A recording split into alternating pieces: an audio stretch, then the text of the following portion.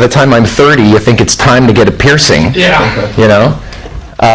Since I've been wearing these things for a year and they were hurting, I figured it would heal by now if I had a fucking hole, you know? So then I just went that one step further and went, okay, if you're gonna do it, you do it, you know? Yeah, I was, like, as a computer geek, you know, my upbringing is such that I always wanted to live in a very practical world, right? You know, maybe it was the fact that I watched Star Trek growing up or something, you know? There's an idealism of being logical. Why in the world would you put a hole through your head, you know? I was against tattoos. I'm very seriously considering doing sleeves, right? Research artists would be my advice. Oh, fair. Yeah, I would definitely take my time with that. The fun little experiment that I had done is I have a shirt, just, you know, regular T-shirt with these fake sleeves, right? The ones that are tight. It's like nylon, and it looks like you've got tattoos. And I've got some pictures. I had pictures for, what was it? Marie Claire, I think. Marie Claire, and so I've got the look, you know, and it's a different look. It's a hard, badass edge, right? Is that going to draw the type of women that I want? Well, what type of women do I want? You know, in building my identity, like every single one of us, whatever identity it is that I'm building right now, there is a method to the madness, right? Every single one of us here today should, in my opinion, take our identity and bring it to that kind of level. You know, when Chris Angel came in, that's Chris Angel. But that's all he is. He's one of us. What if Chris Angel's sitting right here, right? And yes, I've had guys like him, celebrity guys, sitting at my fucking table. You know, sometimes you get a celeb where they got game, but they also have sticking points. You know, they get these. They get this really easy attraction because the DHV spike's already uploaded, but then the guy starts getting some indicators of interest, and he fucks it up by giving indicators of interest back instantly rather than, okay, slow this down. Starting in A3, the objective of A2 is complete, right? If you have proximity, have you noticed proximity? Did you see it yesterday? Did you see the way it's robotic? It's not my mental masturbation. It's not me thinking to myself, oh, they all want me. Why the hell are they standing 5 to 8 feet away, back towards me, little 3 girls? When I come up close, they get nervous and look away. Okay, so there you go. That's proximity, you know, touching of the hair. One girl was scratching here a lot. That's a Matador's girl, and was doing this, right? Did we see any scratches here? I remember there was just instances of it all night long. We're so robotic. Anyway, here's my point before we go to our debrief. I got my ears pierced, okay, going back, and I have absolutely no regrets for getting, I mean, it's a completely illogical concept of getting your ears pierced. I recognize it. But look at us, guys. We live in a very eclectic and in many ways ancient tradition-influenced culture. There's so many little subcultures here, right? Now, did you see how the way I was decked out wasn't that outrageous, right? Wasn't that crazy. But did you see how by the end of the night, the buzz was there? You know? They're able to talk about me just because I'm the weirdest dressed. I've even gone out a lot further with my peacocking. I've worn 6-inch platforms, black PVC latex pants, some crazy shit, right? Top hat on top of it, so I'm over 7 feet tall when I come in. And it works. It'll blow me out with, you know, 8s and 9s, but when there is like a 9.2 plus girl in that room, they gravitate. They gravitate. You have to have the girls with you as well, right? And be rolling off them, but they gravitate. My suggestion would be not to copy me, okay? It's called the mystery method. I'm mystery, it's my method, but you can use this method and create your own unique identity. Every single one of us should be Googleable, right? Every single one of us, at the very least, should have a MySpace with pictures, right? Every single one of us should define. I care much less about who you think you are as I do with who you're going to project you are to the next set, right? Within 3 minutes of meeting me, my identity is thrown into the girl's head, right? The identity I've created for myself. It used to be illusionist, do stage shows. And recently, I've switched out to not a pickup artist, but the pickup artist, right? So it's a new identity. I'm dealing with that. But it's very different from any of you guys saying, oh, I'm a pickup artist, right? The pickup art should enrich your life, not define it. It's a program you turn on in your head when you need it, turn off when you don't. But with that in mind, you still need an identity, right? Imagine if your identity was such that the stereotype of it alone would presume attractive characteristics, just based on the fact, like if I say illusionist, I can now go out with a model, thanks to David Copperfield, right? And Chris Angel, you know, hitting Cameron Diaz, right? Saw last night. Huh? Yeah. Saw last night. Yeah. I met him last night very briefly, and he said to me, I'm drunk, and I went, me too, man. He was drunk, but he was having a blast. That was cool. He's definitely one of us. Like he's a scenester. He's gaming, and it's a part of his hot game. That's his game. If any of you want to be famous for anything, and you're going to have to be, because you need to demonstrate that you're the tribal leader. So let's say you're a plumber. There are women out there that would love to marry a plumber if he's the best, if he's, you know, plumber to the stars, if he's, you know, got a really cool running business, right? Because they make good money. They can make 250 grand a year. It's pretty good money for, you know, for a construction minded gig, right? All he'd have to do is present it properly to the girl. The idea that, oh, I'm not just a plumber. It's like I run a you know, successful plumbing company. And you need a couple additional, what makes me cool and what am I doing with all that money that I make, right? An identity needs to be forged. Like, let's say you're an artist.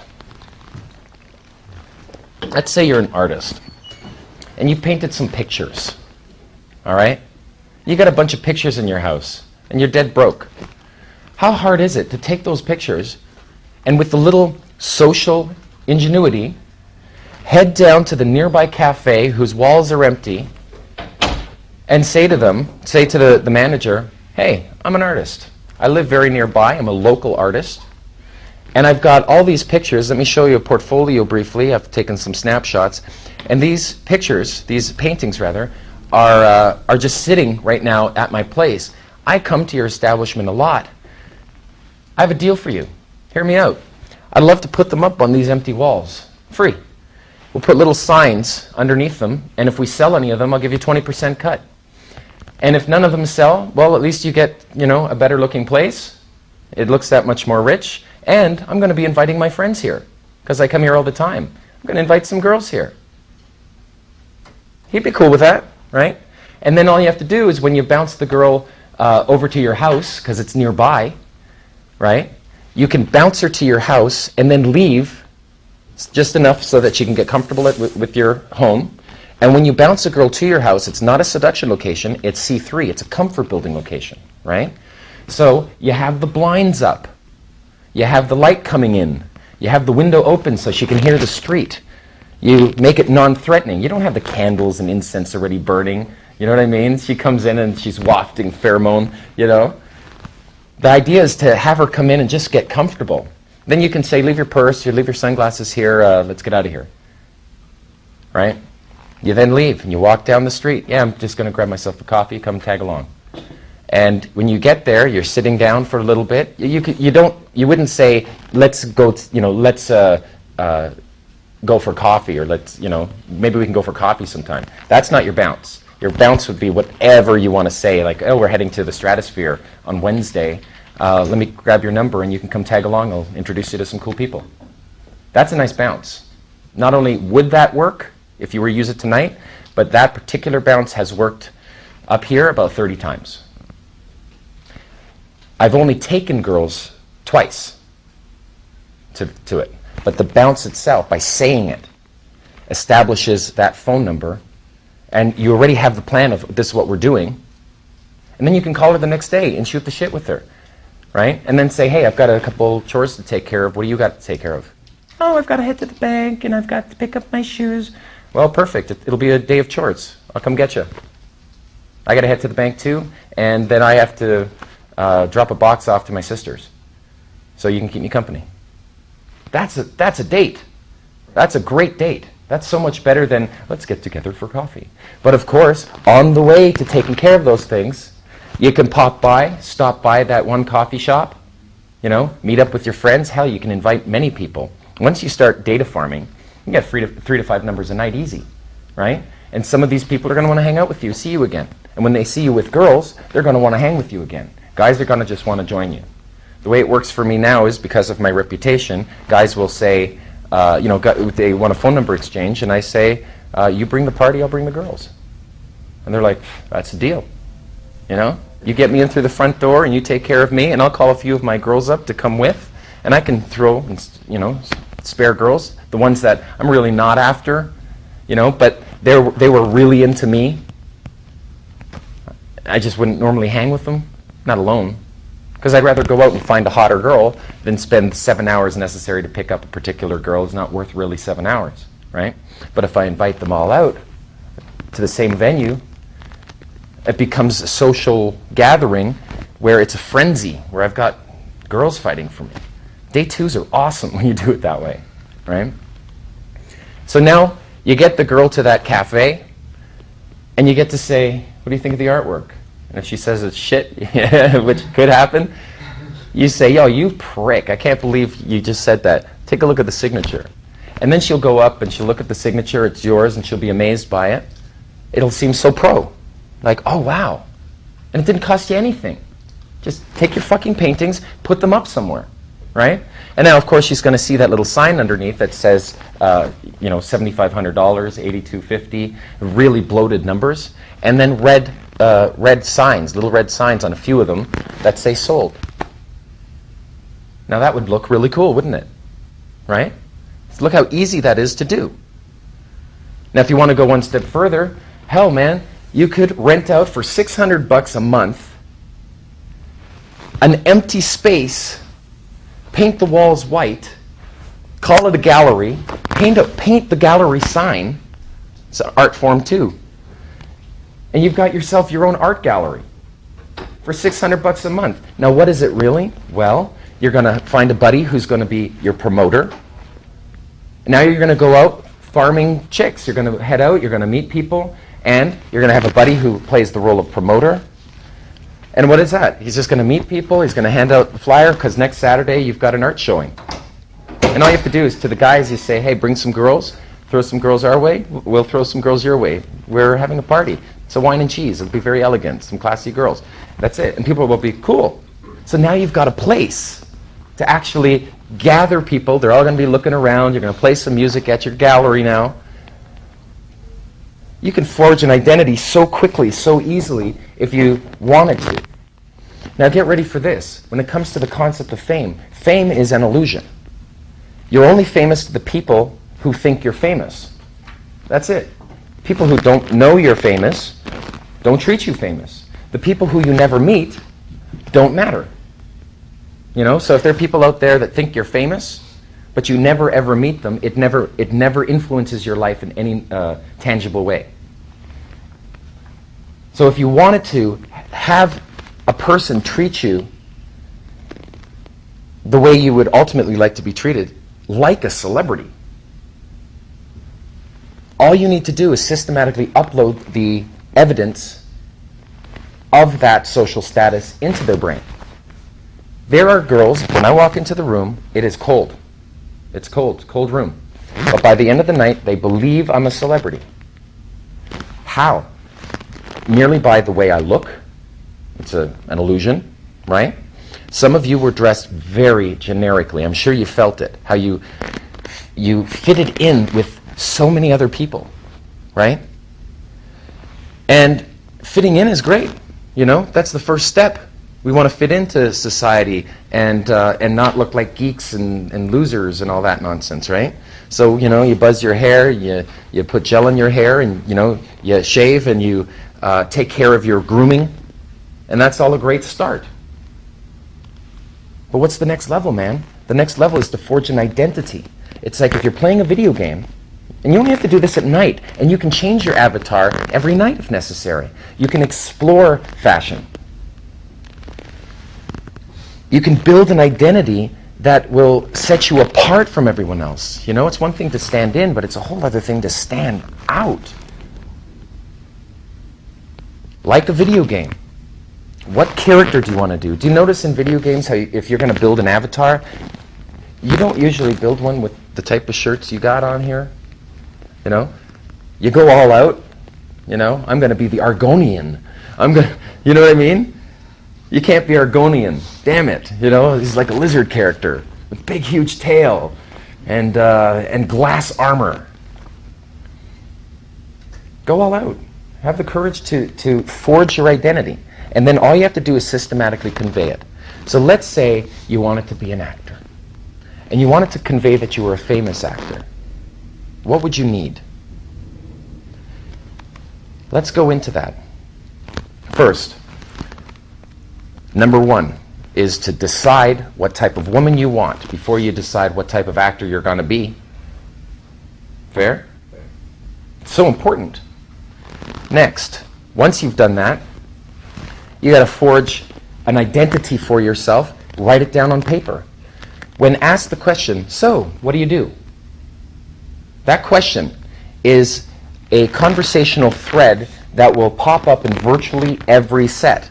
If a girl is ultimately going to become your girlfriend, at some point she wants to find out what you do. Right? Fair? So simple. Do you have the soundbite? Are you hesitating? Let's find out now. What do you do? My identity. Yeah, no, what do you do? If a girl were to ask you, so what do you do? I work in the airports every 3 months and move from one airport to another one around the world. Every free flight every weekend. Fun. It is. What do you do? Web development consulting. What do you do? I used to invest in real estate. Now I study religion. Interesting. What do you do? I'm an engineer for L'Oreal. For who? L'Oreal.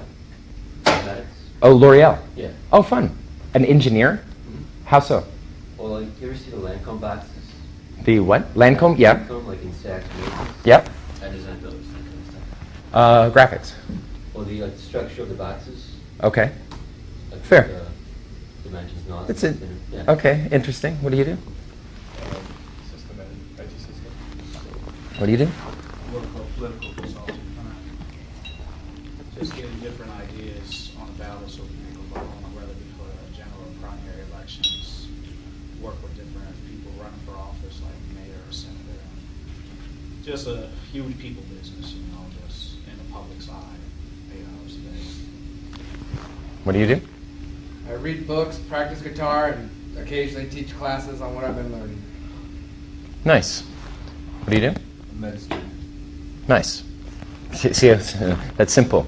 And it comes with stereotypes, right? So the stereotypes work to your advantage. What do you do?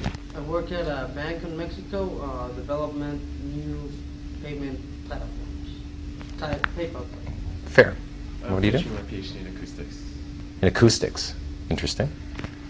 To automotive electronics, Automotive electronics. What? like Niche. tail lights for cars, like LEDs, that sort of thing. Okay. Interesting. Now, how do these, excuse me, how do these apply to the girl? How do they apply to the girl? The lifestyle that I've been creating for myself is specifically generated. Exotic dancers will find my life quite fascinating, don't you think?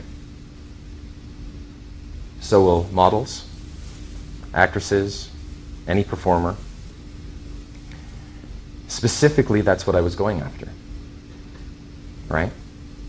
So I had first selected what type of woman would I like to draw into my life. After that, when asked the question, so what do you do? I can lead them in by saying, do you want me to tell you or show you? Then I can go right into some kick-ass sleight of hand shit that I've learned when I was 13 and got kick-ass at by the time I was 19. That's just the taste that I give them at the beginning.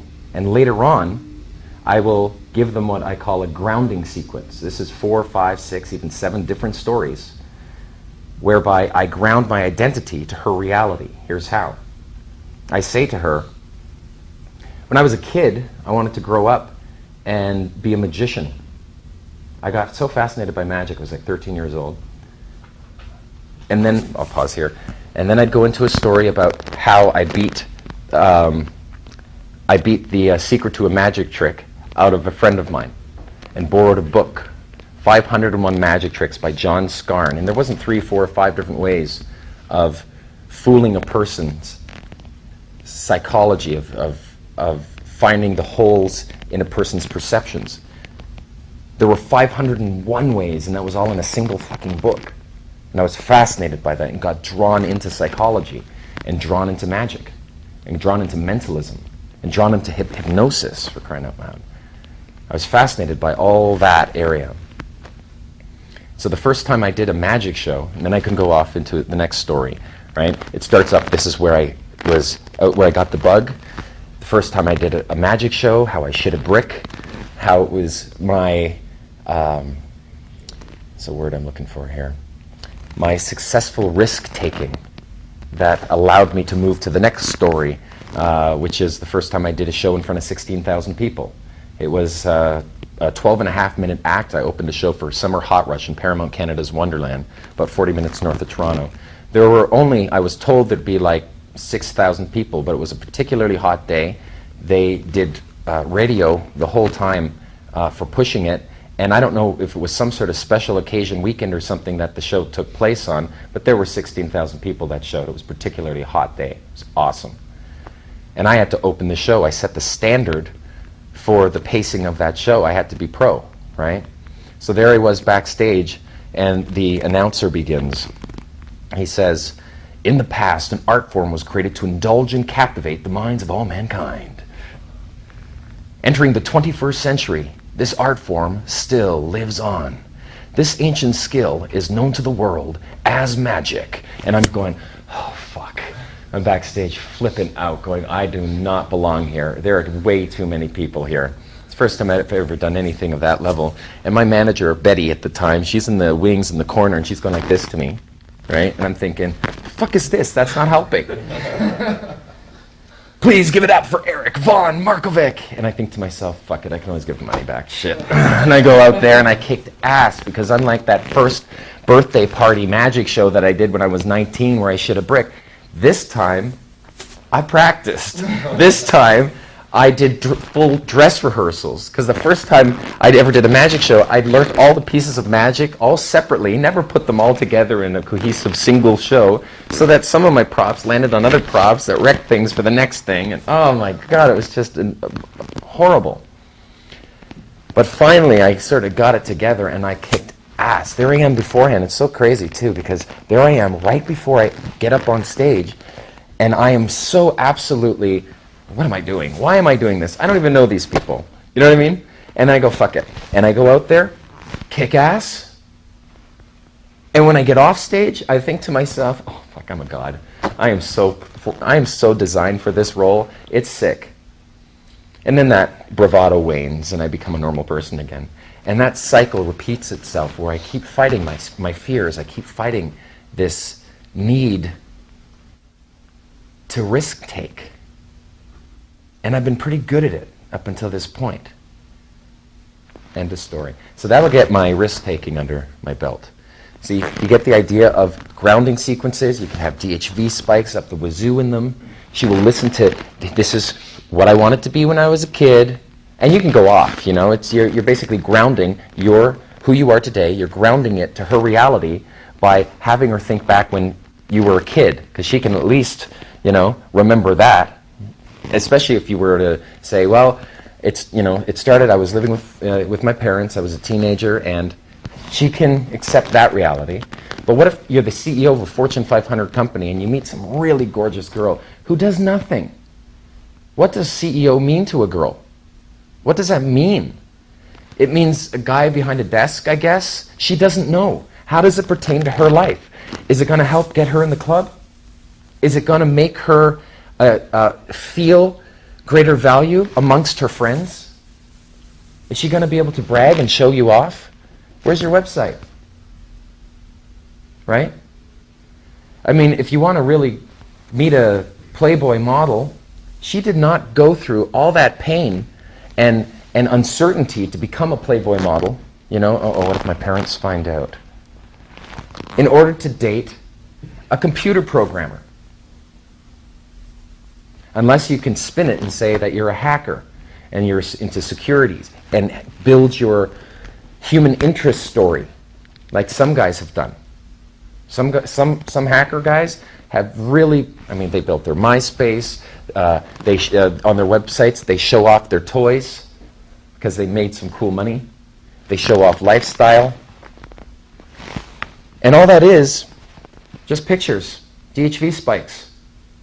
Here's a cute little routine that is a part of conveying your identity. It's called the photo routine. Every one of us should have the photo routine. For me, I've actually stopped using it in field because I don't really need it now, right? Because they can just YouTube me. I say just do a search for a VH1 mystery. And that's what we've been working the tags on. Boom, boom, boom, boom, boom. Yesterday, I did a search for VH1 mystery, 278,000 different web pages. Huh? I got some marketers on my backside. And who are my marketers? The pickup artist buddies of mine. We get together, You got some computer guys here? Great. You got some talent here? Great. You got some guys who know how to pick up a fucking camera? Did you see that one of the boys yesterday had a camera and was taking shots? Do you know how valuable that is? To work in a team? If you are an actor and you are hanging out with a guy who is a waiter, you're a waiter too. Who you hang out with, your social circle, is a component to your game. So think of the 10 things that we're going to need in order to in order for us to create ourselves.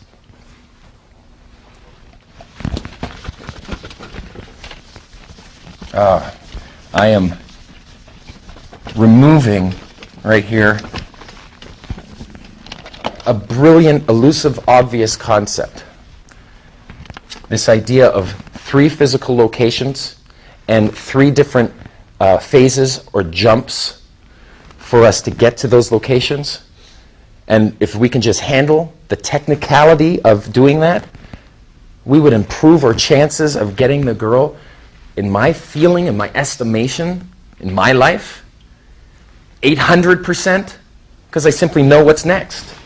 Am I going to bounce her? Time bridger, right? There's this momentum. Let me write identity here to remind me. There's this momentum in gaming that I feel, I sense you are all lacking, right? The idea of, just trying to open. As opposed to, these things open. You just open it. You have no other alternative. Tonight, they all open. They all open. That's it. Every set opens. If they start turning back, hey, knucklehead, thanks. I don't live in that world. Back turn to her, right? Engage one of the others and, inch her out so she can feel the back turn. Right in her face. Oh, sorry, and and then do it again. She taps you and stuff. Okay, slow it down. Buy me a drink before you hit on me like this. Calibrate. Necessary.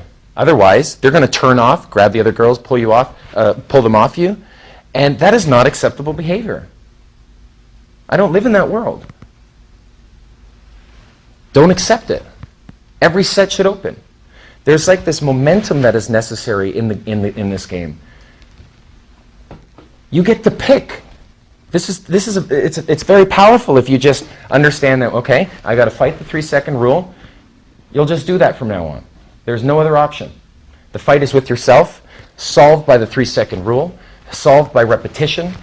And what if you get to a club, it's kind of dead, you don't enter into a set, and you stay out for an hour, and then finally a hottie comes in, and you're like, fuck, I'm so out of state. When the hell did that matter?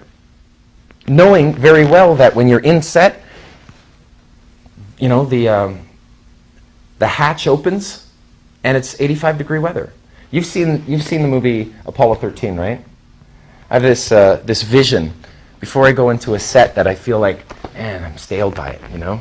It's like, she's gorgeous, and I couldn't go in right away because she was ordering a drink or something, you know? I'm going to get an interrupt in the first 3 minutes, which is going to compromise my value, because I'm not going to be locked in when that happens, and I got to hold back. Before I get into the set, I think to myself, shit, I feel horrible. It's that horrible, what if I don't do it? What if I do it? What if it fucks up? And I'm second-guessing myself. It's analysis paralysis. The minute you feel analysis paralysis, you can think of this little story. In Apollo 13, the guys flew around the moon. They were on their way back. One of the guys got the flu, and it was freezing cold, and they turned off the heat to conserve power. It was negative 40 degrees. They're freezing cold inside, and his buddy says, look, man, when we go through the atmosphere and we land in the Pacific Ocean, you're going to open up that hatch and it's going to be 85-degree weather. Just hold out, hold in there. And that's exactly what it feels like for me, is that if there's a set and you don't go into it, it's not about her anymore. It's about the hatch. You are now in the capsule. And if you don't go into it, that's the set that you decided not to do it. You can go home and you're going to have that sense, that awkward, trying to rationalize why you didn't go. You know? It's like, oh, fuck, I just got locked up.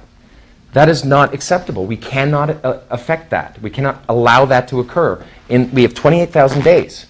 Every time you go out, you got to be as efficient as you can. We got to do everything within our power to harness that night. Everything. We have to build an identity. Right? We need momentum. Through repetition, you'll attack that hatch every time. Because you're in the capsule no matter what. Don't you hate it when you wake up the next day and you're still thinking about that girl? I've been there. There's that one girl. There's even a song, You're Beautiful, by James Blunt. The song's about him seeing a girl with a boyfriend on the subway, and they had some eye exchange. Fucking guy writes a whole song about it. Didn't even talk to her. How shitty's that? Meanwhile, you saw what Matador did last night. Does it matter if there's a boyfriend there? You know that she came by me and she slipped me her card? Like, she shook my hand and slipped her card in my hand? How cool's that? Right? What we've discovered, by the way, is if you have value, if you have high value for a woman, and you introduce her to all your friends, and all your friends are hanging with you, and you big them up as well, but you all have equal high value, she'll end up with any one of you. In the same way, it doesn't mean she's a slut. It just means she's in a room full of high-valued males, right? If you were to go to the Playboy Mansion, does it matter which 10 you get, ultimately?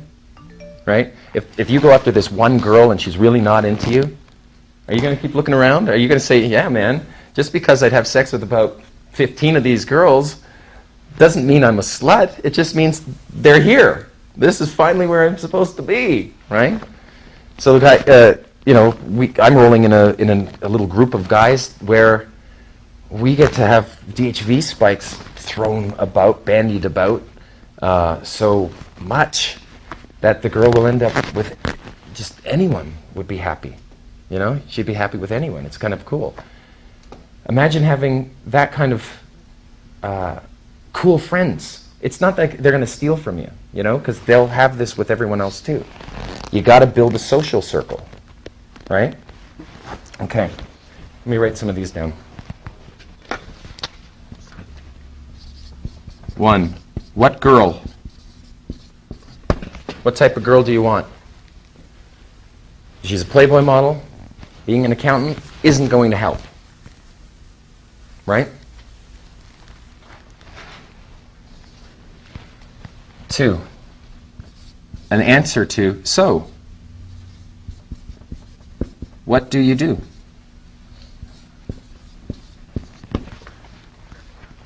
A little soundbite. Similar, your AI, what is also known as an accomplishment intro. I'm going to introduce you to a very good friend of mine. His name is Neil Strauss. He's a rock critic for Rolling Stone magazine, a really good buddy of mine. This is my AI for him. He's a 5 times New York Times best-selling author. This guy has dated some of the most beautiful women in the world, including Lisa Leveridge, the lead guitarist of Courtney Love's band. He's absolutely the coolest fucking cat that I've met on this planet.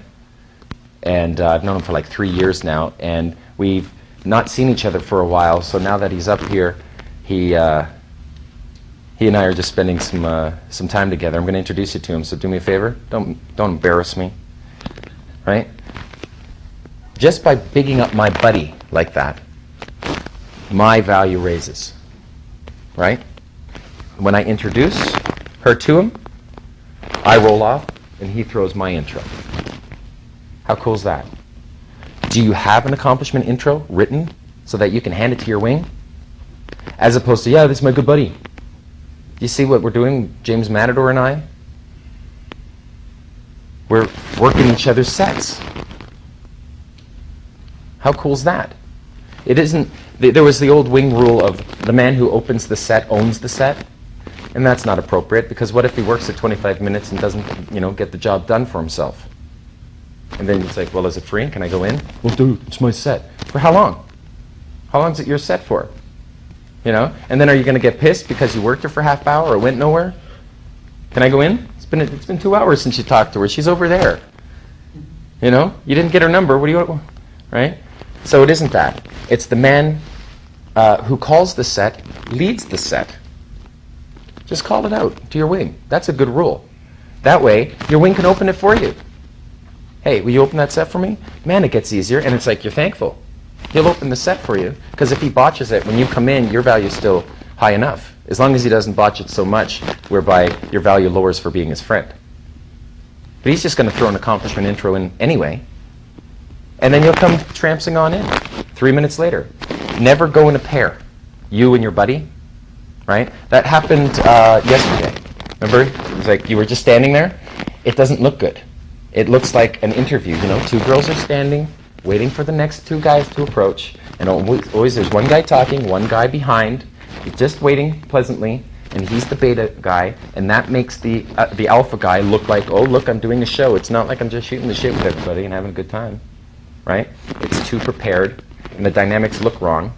Instead, one guy approaches, looks like he's about to take off, does those calibrated roll-offs and shit. You saw that set, forgive me, who did the set? You did the set. The 2 set. You see Matador comes in. See the difference? Those roll-offs, he goes for the hug, and it's a little uncomfortable for the girl, right? But also body temperature, emotions raise up, because he can pick a girl up, spin her around, put her back down, and the power isn't in spinning her around.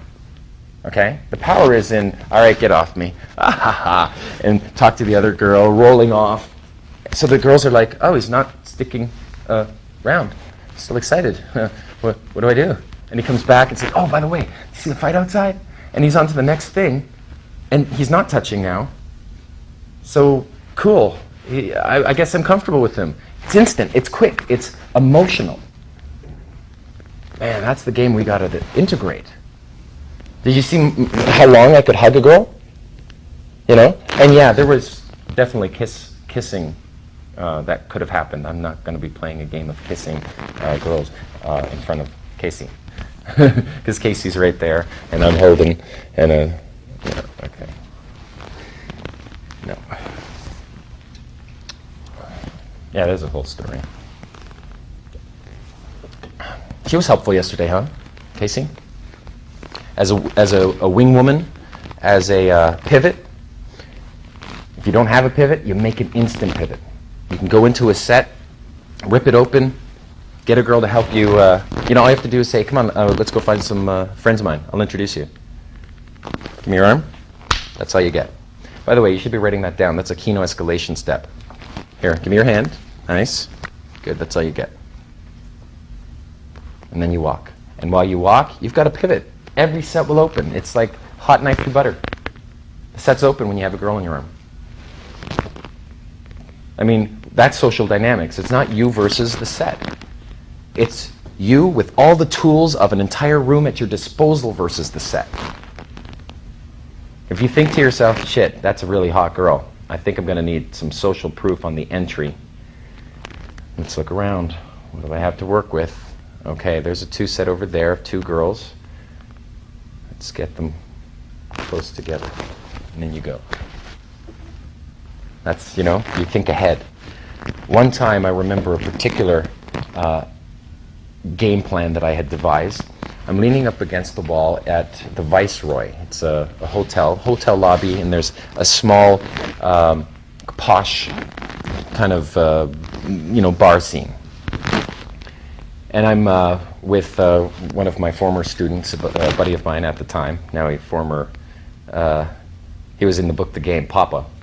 That's who was hanging with me. And there was a 2-set came in, okay? The girl was just absolutely like a 10. She was a 10 with the guy. Comes in and sits down by the bar. So I'm like, finally, that's my set. He goes, all right, I'll go in and occupy the obstacle. And then I can go in and talk to the target. And I said, well, no, because that's too easy. I'm not able to show her what I'm like in front of others. I'm not able to have any pre-selection. What happens if he no longer engages the obstacle? Then he becomes an obstacle for me still. I still have to, get rid of the obstacle. So I look at the scenario, and here's how I did it. I look at the room, and I realize there are 5 guys, kind of golfing buddy doctors, right? Over here, there's a 2-set. Girl's not as hot, but I got one of their numbers anyway, an 8.5 at least, but a 2-set. And way in the distance is a really quiet area for isolation. There's a couch. So I say to him, well, here's what I'm going to do. I'm going to engage the guys, do a karate coin snatch. I'll show you guys that, and I'll show it in field too. You do it to guys. It's not a girl thing, where you take a coin and you snatch it out of their hand.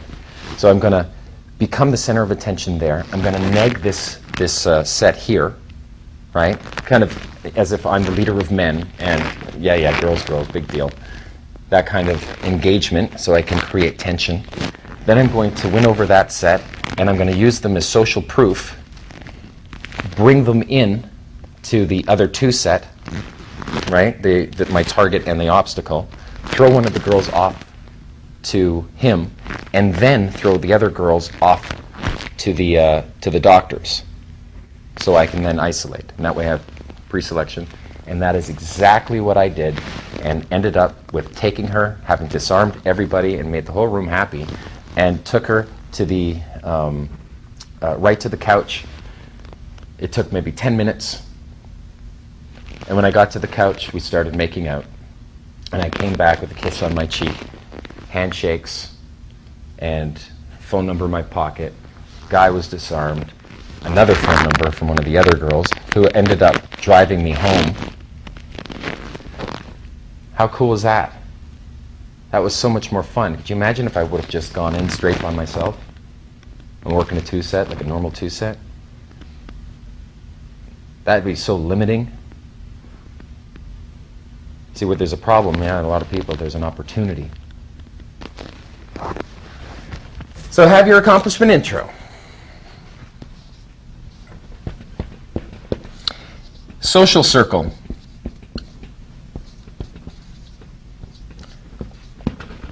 Or what we call your entourage. Who are you with? You want to be an actor? Get one of your buddies to bring a camera into the club. Take pictures of you. By doing that, he becomes a professional photographer. people are not going to want to come straight up to you because you're getting pictures taken, so they're kind of, you know, a little apprehensive. They'll go up to the photographer. Who's that guy? Boom, accomplishment intro. And that guy then can snack off some of the, you know, the approaches. So what do? Well, I'm a professional photographer. Hanging out with Neil, he's a journalist. Generally, I don't know if you know this, but journalists, they don't get laid. He's a journalist. But when he's hanging with Mystery, and I'm decked out weird, and he is my good friend, now he's rock critic for Rolling Stone magazine instead of, you know, a New York Times journalist. Wow, what a combo. What a combo for me, because when I'm out, I'm not hanging out with just anybody. I'm hanging out with the man who actually wrote about me in a book. So we've got a really cool dynamic. It makes sense. Our identities are aligned. Social circle means having to align your identity with your friends. Right? Make sure you do that. Think of them all as pickup artists. What do you need? You need at least a couple girls so you can get into the club for free. Right? And then your buddies are on their own for getting in. They should bring some girls too. Fair's fair. Right? But if it's you and 2 girls and they're hot, you're in. Then your buddy brings a camera. He can bring 1 girl. He's in. Or hell, sometimes they can get in by saying I'm personal photographer for. Have you experimented with a female photographer? I mean, yeah, sure. I actually have. It doesn't matter. Because they're taking pictures of you, right? What I did is guy or girl, right? It's not really pre-selection, right? In this case, because she's more of at a distance taking pictures. I bought this big Canon camera. Pictures were from my website, you know? Hand it to somebody, he brings it on out, and it's got this laser grid that it paints on you before it takes a shot. You can turn it off, but not in a club. You don't want to turn it off. Turn it on. Laser, and then, right? And then you ignore it. And all he has to do is take maybe 15 pictures during the course of the night. Not like, oh, could you take a picture of us? Little camera, yay! Right? Girls do that. That's called flash game. Girls do it constantly. There are no accidents. If they're doing it near you, they're doing it for a reason at that moment. They know what they're doing. Smiles, everybody!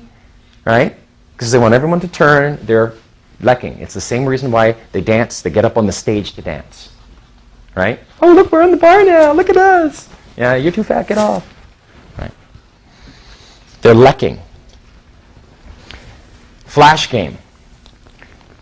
Here's how it works. Flash game comes from, you know, back in the day when people take a picture of you, and if you've got 2 girls with you, everyone turns to see, you know, oh, there's a flash, what's going on? And there you are with 2 girls. You are the observed, right? But you don't need the camera. Flash game also includes, here I am, I'm leaning up against the bar. I want to work the bartender. This is a little hired gun game here. And you can't work her for more than 2 minutes. She's busy. She's bartender. At most, you're going to get a minute and a half. Cut it. Yep. She needs to get someone a beer. All right. She's got 30 more seconds. She's clearing off the table in front of you. That's all you got, right? So here's how you do it. You open up an adjacent 2 set. You get 2 girls with you, laughing and smiling and having a good time. If you can't do that, don't expect to be able to get the hot bartender. It's pretty simple. Pre-selection is a necessary component to attraction.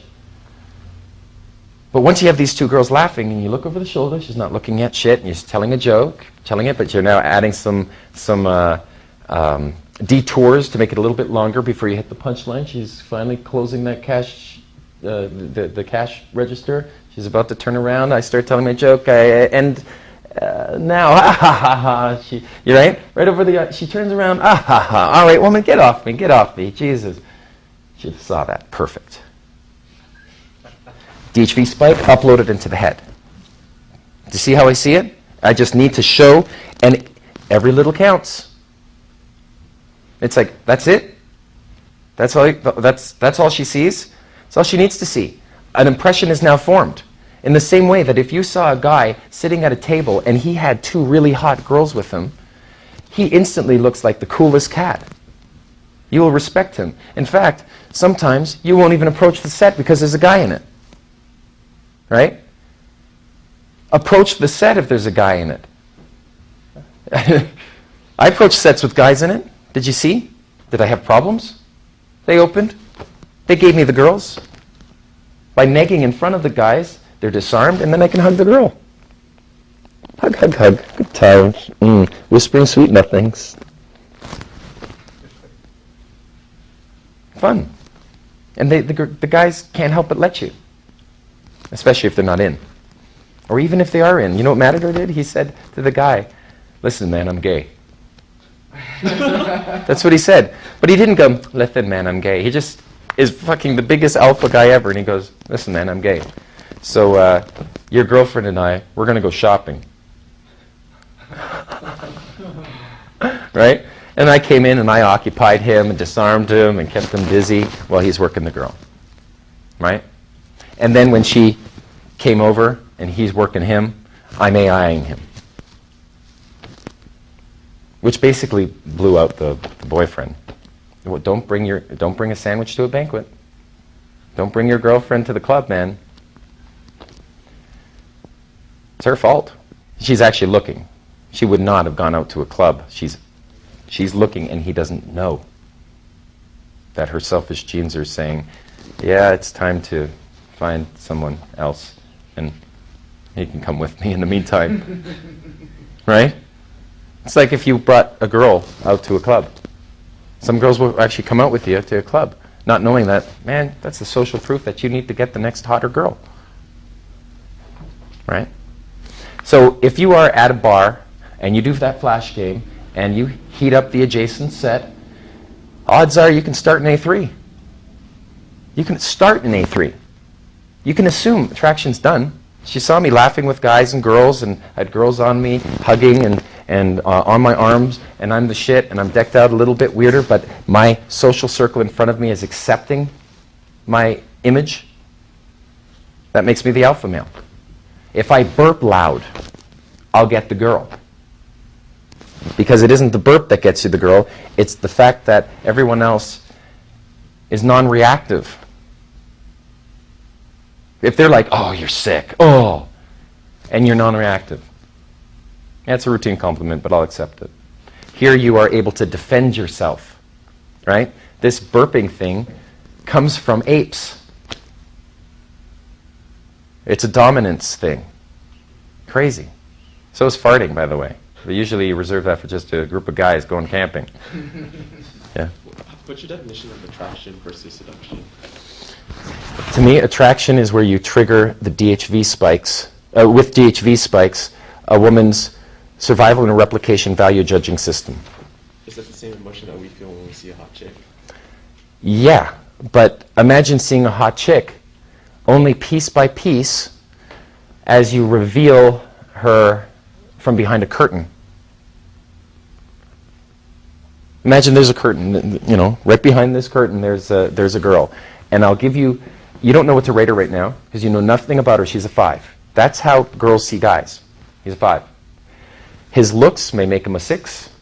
The stereotype of if he looks similar to another famous person, that may work to his advantage, right? If he's got some youth characteristics, health characteristics, they'll work to his advantage a little bit. But now comes the additional social values. Like if I were to say that there's a girl behind here, and she's in Playboy magazine. What do you rate her now? At least a 7. At least a 7? Minimum. A minimum 8, right? What if I told you that that she is wearing a bikini and it is looking good? You're up to 9. You're already up to 9.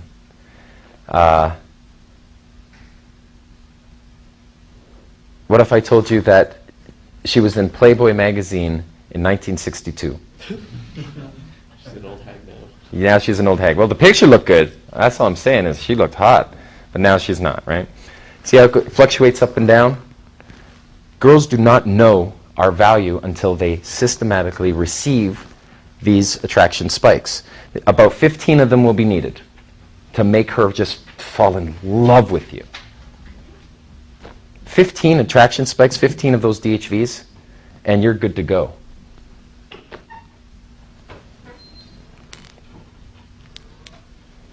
And you see, they're not miracles, we're just step by step. That lighthearted character, the plausible deniability to why you're there, because you can just roll off in a heartbeat. Because you don't care. Of course I care. But by acting as if I don't care, I preserve my value. It's a character. All right, so there you have your little social circle. Now let's talk about props. You want to say you're an actor, right? As an example, for whatever, that's just a case in point. What props would you be able to have? Well, you want to say you're an actor? Get your buddies together, get a camera together, write up a little script so you can build a 7-minute video.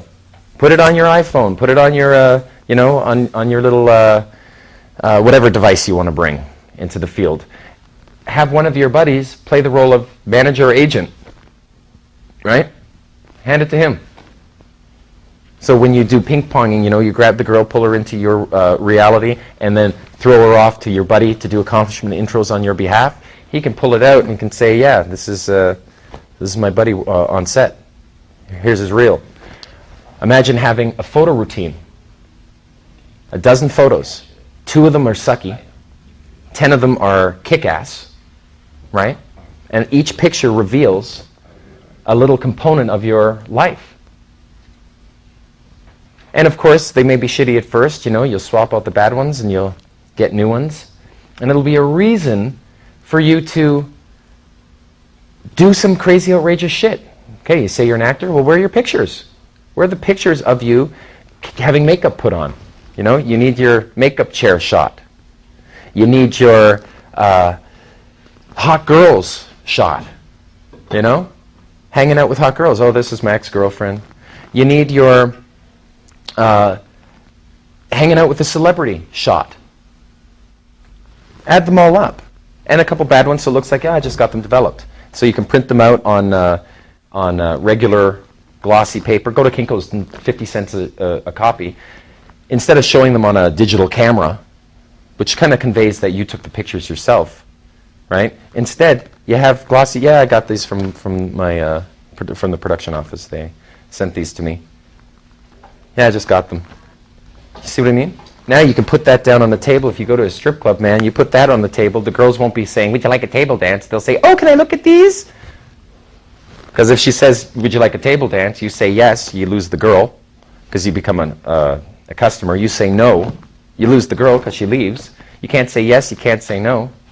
The only thing you can do is say, oh my God, I'm not even in this headspace. Do you know what happened to me outside? Did you see the fight?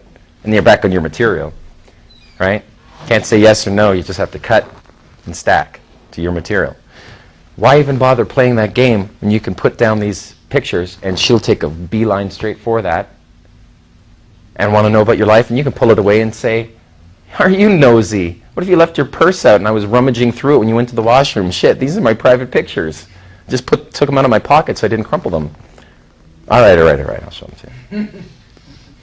It's brilliant. So that's a prop. Imagine, from the perspective so far, you want to say you're famous, okay? You know what type of girl you want. You want hot girls. Fair? So, what do? You have that soundbite, answerable. You have an accomplishment introduction. You have a social circle that is aligned with it. Really aligned with it. There's your manager. There's your agent. There's a guy, your videographer. There is your photographer. You've got your props, too. You got your props. You got your little book with picture, a little half-size picture, so you can sign autographs. What is it? He took a picture, you printed it out on glossy paper on your printer. How many? Well, a dozen tonight is all I need. Wear it. You basically put it in a leather folder and hide it right here underneath your belt. So when you need it, you go in, you dress the part. Oops, that's another one that we forgot to add here. Avatar. You want to look the part, and you want all your friends to look the part. That's social circle, wingmanship, right? What other props? I mean, the props are important. You got lock-in props? Do you have some lock-in props? I really didn't need any lock-in props yesterday. I didn't lock people in. You know? I locked you in for a little bit with my hat. But that's the idea. You can take the hat off, put it on her head, and now she's locked in. Now I can leave, and she's not going to go too far. First off, I can see where she's at, right? She may come back to me, perfect, right? Or I have a reason now to go back to her, at the very least to dethrone her. I have done this on several occasions. I would put a hat on a girl, leave, work another girl, right, who had seen me talking to that girl. So I've already got pre-selection. And then say to the new girl, can you do me a favor? Can you grab my hat back off her? So this girl, of course, feeling this interesting challenge, would love to come back and say, hey, wants his hat? And this girl is like, what? No. I saw that in LA. It was brilliant. Yeah, that happened 50 times in my life. I bet. Yeah, because you can do it. And a jealousy plot line is necessary in C1. It's necessary. You need to ping pong. It will amp up the attraction. She'll recognize it 300%. Boom. It is explosive. You need to do it. So lock and props are very helpful. What lock and props can we use? A pen, not very good. But if necessary, a pen will do. Okay? If you get an outrageous pen, it may help a little bit. It helps with the move. Here, hold that for a sec. When you say hold it, don't do it like this. Hold this. There's too much at stake here. But if I say, here, hold this for a sec, I look away while I'm doing it, because it's a compliance test. And then you have to thank them for it. You reward them for good behavior. In compliance, I mean, ultimately, sex is compliance, where you say, spread your legs. And she does. She's your girlfriend. You know? Baby, bend over. That's a nice ass. That's a compliance test. Wouldn't it be nice if you could just get that sort of compliance on the get-go? But we got to start small. Here, hold this for a sec. Good. She's done that. Right? You're on your way. There's something called compliance momentum, whereby instead of saying to her, for instance, let's say you want to steal her chair. Okay? If I were to say, would you mind getting up so I can steal your chair? She'd be like, no. Right? But instead, if I were to say, can you show me your hand for a sec? Let's see it. Oh, interesting. Here, stand up for a sec. Nice. Move right here. Very interesting. I just stole your chair. Oh! I'm teasing. I can only stay a second. Get close. We're going to try an experiment. In your mind, I want you to think of a number from 1 to 4. The first number that pops in your head. You got it? Don't say it. Just think it. And you're on to your next routine. You see? Inch by inch, you can get a lot further.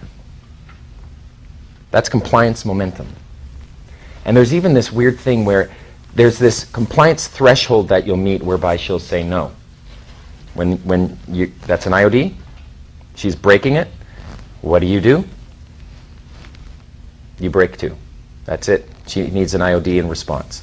So let's say there's a break in compliance with a cigarette. You saw the cigarette compliance stuff taking place, right? Where I'm taking it from a girl's hand. That one girl just felt the need to keep putting the cigarette in my mouth. One short girl, a little Jewish girl from Jersey or something. Oh no, from Philly. That is cool, you know? Now, if you get a break in compliance, roll off. Back turn. Never angry, just as if to say to her, all right, you're losing me. And like as if you're really, no, you're losing me. And she will feel that. The break in compliance is a shit test. It is a test. They are gaming. Have you noticed that many of the routines that I use, they hit. I get a reaction. Either I get a, oh, right? If I throw a neg, I get a response. I get something. My roll off, I get some sort of pang, an emotional pang that she then responds to in her head, right? We do too. I'd like you to realize that women know what they're doing. They were more social at a younger age. In fact, they have more circuitry in their head, evolutionarily calibrated for social dynamics. because their attraction mechanism is looking for certain characteristics in behavior in a man, not physicality. Fair? They need to watch you, observe you. That's why that social circle's important. Let's get back to props here, because I've got, other than your lock-in props, which you should have, a scarf is a cool thing. You saw an example a little bit. I did a scarf effect and then put it back on her. But the idea of the way you put it on her and then throw it off, it's really good calibration stuff. If you go back to a set that you had used a lock-in prop, you know, put a hat on her or put a scarf around her, it said, "Back in a sec, don't be a thief." Write it down. It's a good, you know, "Back in a sec, don't be a thief." Then when you walk off, you can look later, like a couple minutes later, you can see from a distance as you enter into the next set. Easier to open, having been seen with girls now. You can see if she's taken it off. If she's taken it off and put it down on the table, well, I've got some work to do. But if she's holding on to it, if she's smelling it, Jesus Christ, I just got 2 IOIs. Passive IOI is the fact she's still wearing it, and the active IOI, the fact that she's smelling it. Right? Can you imagine if some girl gave you a scarf to hold on to, and she's just having fun, "Hey, I'll be back in a sec," and off she goes. You're going to smell it. And if she sees that, she'll know that you have interest in her. It's a statement. Get those lock-in props. Next, photo routine.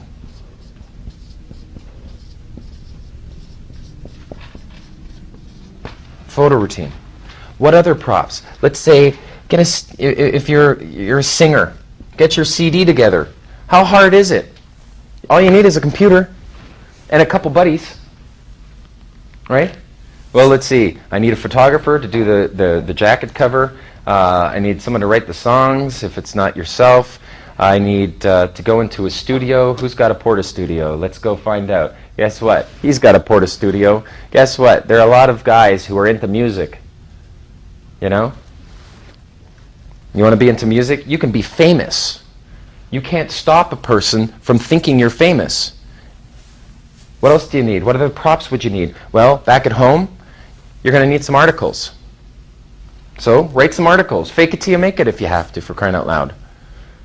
So that she sees a couple articles. It's not that hard. It could be internet articles at first. Because there's the next one here. Google. Make sure your Google's up to speed. That helps. Your Google Earth routine.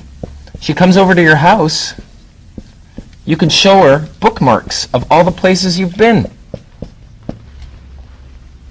Or all the places you want to go. Show some foresight.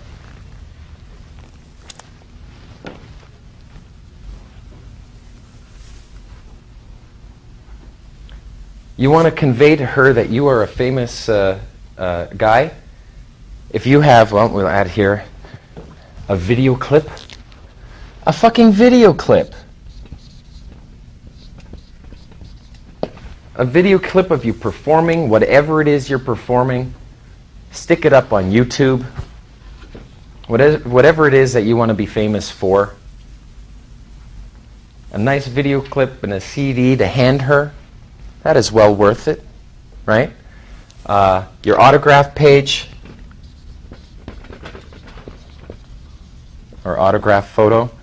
None of this costs an exorbitant amount of money. What is that? An autograph photo. What is that? So you can sign your autograph. And hand it. It sounds so absolutely pretentious. I did it up in Toronto for the first time years and years ago. Pull it out, just sign, here you go. They're like, thank you. You know, you see when you create that moment and you're taking pictures and stuff, take a picture. Hey, what's your name? Sandra, very nice to meet you. Magically yours, mystery. FYI. Yeah. That works great in foreign countries when you don't speak the language. Just hand Yeah. them a picture. Yeah, I've done that a lot. and they just presume you're famous. Yeah. Well, I did it up in Toronto for years, and it was absolutely great. You know, you'd think that it would be pretentious, right? They just accept it. I signed autographs for Slash from Guns N' Roses. He took my autograph when I met him. I also took a girl off him. That was cool. And a couple He has others. spares. Hmm? He has spares. Yeah, he was good. No, what happened was, as a mentalist, some of the magic that I perform is psychic in nature. And so, he was blown away by something. I'm sitting at the table, we're all hanging out. It's a few years ago in LA. And he says, man, if you can guess what time my rehearsal is tomorrow, you're the best fucking magician in the world. And one girl says, if you get that, you are getting so fucked tonight. 2 p.m. Oh my God, he flips out.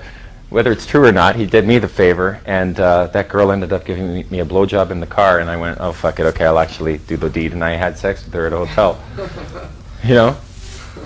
Where'd you get the number from? Good times. Well, I'm a Arbitrary? mentalist. Okay. I'm a mentalist, and it's a specific discipline. By the way, this is a very cool looking little device. Right? That is thin. All right. Again, if I can paint this picture for you. Here, look at this poster. I mean, how much does it cost to go to cafepress.com? Send them a picture of you taken by your buddy, the photographer. Now you've got a poster, so when she comes over to the house, you got posters. Yeah, these are some of my posters. What are they for? Yeah, it's a marketing thing. Right? I had a girlfriend who was a model, and in the back seat of her car was, like a big department store bag, and her face was on it. Right? I mean, it was a major department store. I forget, Macy's or something like that. One of those. And a big one. And that was the coolest thing ever. She just had it in the back seat filled with some junk. What a DHV spike. Right? So you throw a couple posters of yourself in the back seat of your car. Write a book. Get on a talk show. Shit, man. You could do anything. Author. Google means websites, not just a website. Yeah, you get your MySpace and you put some pictures up. But do you see how you can't fail? All I need is a video clip of me on a little machine, posters in the back seat, CD that I hand her that she would be proud to have. Right? Better than giving a card, business card. Give her a CD. Yeah, it's back in my car. Let's go get it. Right? At least you get her out to the car, and then you can bring her back to the venue. Right? Your photo routine, when you go through it, is like, what would Eminem's photo routine look like? Well, he's on a tour bus. That would be an obvious presumption. Right? And on he goes. This is backstage. This is, a couple shots from when a friend of mine went into the audience and took a picture. Get your life together in the form of photos. That's all we're talking about. It isn't about performing in front of people. It's about capturing that moment so you can then use it as a DHV spike to heat up your sets. You go into the set, your boy comes in, accomplishment intros you, your social circle's set up, they've got some of the props, you sign an autograph, you're famous. They will all treat you famous. As Marilyn Manson said, act like a rock star, and they'll treat you like one. You can't fail at being uber famous if you systematically get your props together. Does that make sense? Is this not inspiring? That you can't fail. Oh, wow. So I can actually design anything I want, and I can look as big as I want to look. And all I have to do is get good at the DHV spikes. Fair? 10-minute break. See you guys soon.